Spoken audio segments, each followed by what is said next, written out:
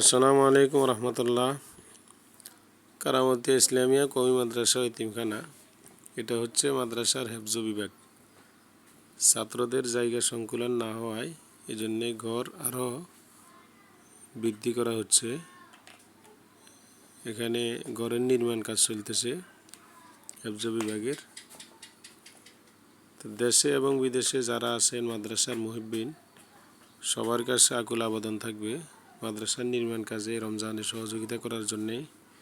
যেহেতু রমজান মাস শেষ পর্যায়ে, এই জন্যে সবাই রমজানের